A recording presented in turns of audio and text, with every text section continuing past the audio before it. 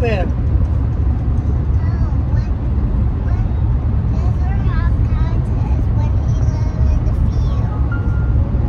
Okay.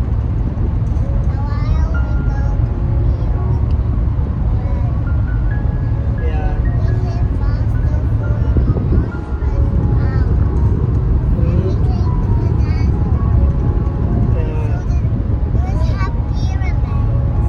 Yeah. Okay.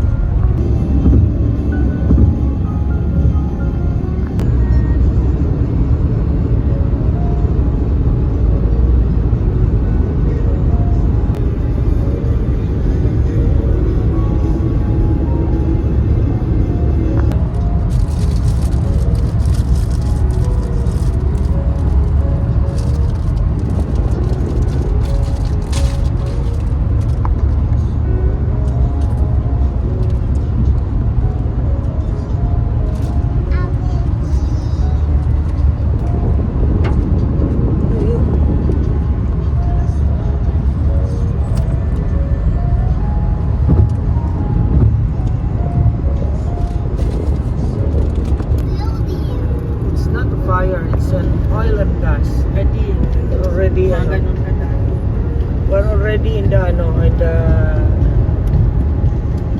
race.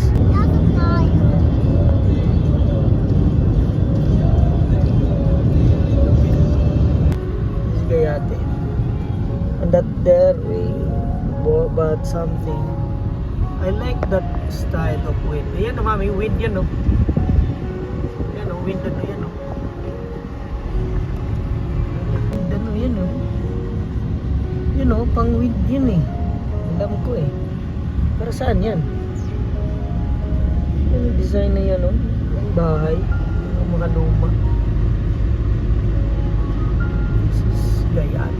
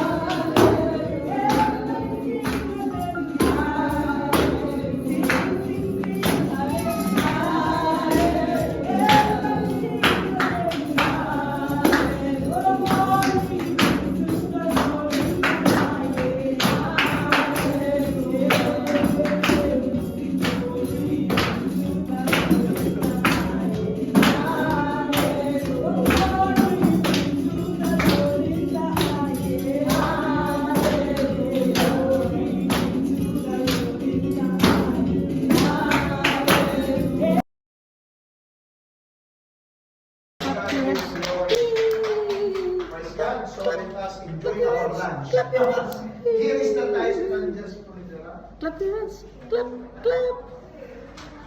This is beautiful.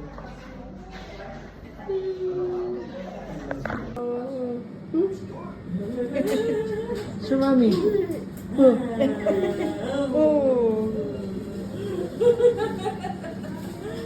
Namimili daw to eh.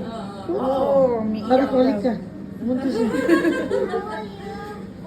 Sample ko sa paggawa ko ng sa building ko, sa bridge. May nag-research ko ako na kung paano maging matibay o maging matibay yung foundation. Para po may example po ako sa paggawa ko ng building a bridge.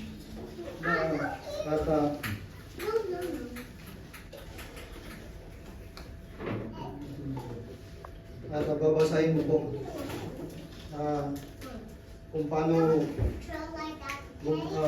paano itayo ang matibay na Or 2,000 7, hindi ko po ma-remember na that time na kung saan pumunta po tayo dito, wala pa pong mga building, wala pang yung ilaw. Pag alis mo ng city, talagang walang katapusan na walang ilaw, na hindi mo alam kung babalik ka pa sa city. Yung start po tayo dito. So, doon sa mga school ng mga teachers dati, at we declare the Lordship of Jesus Christ that in this place, Lord, magkakaroon ka ng church. And tunay nga na sabi nga ni Brother Gerard, God is a God of Amen. Dahil po nakikinig po ang Panginoon. Dahil po siya po ay nakikinig ng ating pong panalangin. Nagkaroon po ng JIL Alwais sa kapurihan po ng ating pong Panginoon. Palakpakan po natin. Praise God. Nagpunta po tayo doon sa mall noon, nung time na yon. And eventually, temporarily close ang Alrois. Nabuksan na po naman natin ang Gayati. Ayan. So, mas nauna po ang Alrois actually than Gayati.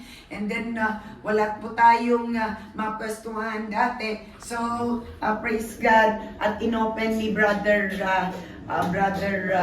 Robert nga po ang kanyang bahay at eventually, praise the Lord, na reopen ang JIL Alrois, na ang Diyos na nangako, sabi niya na kung anuman ang binuksan ng Diyos, walang pag-close o makapagsara ang kanyang gawain. So, ito na naman yung challenge natin.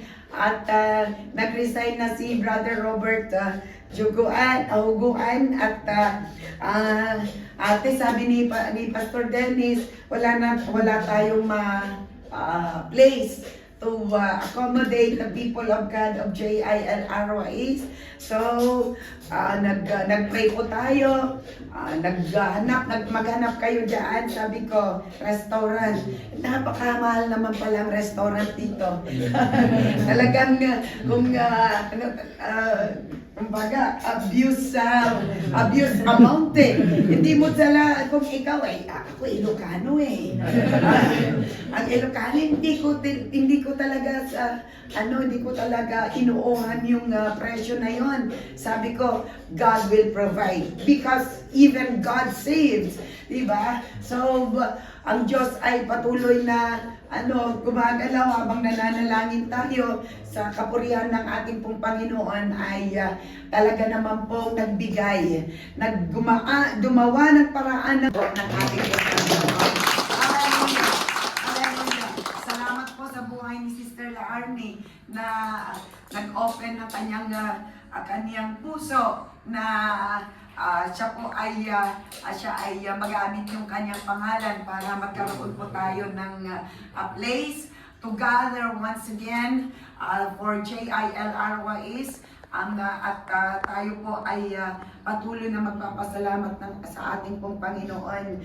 To God be the glory at tuloy ang ating pong pagpupuri sa Diyos na buhay. Amen po ba? Amen. Praise God. So, kahapon po ay may mga nabigyan na po tayo ng mga invitation within that Alrois at naway, sabi ko nga, as we are giving this invitation, sabi ko, Lord, give them no rest.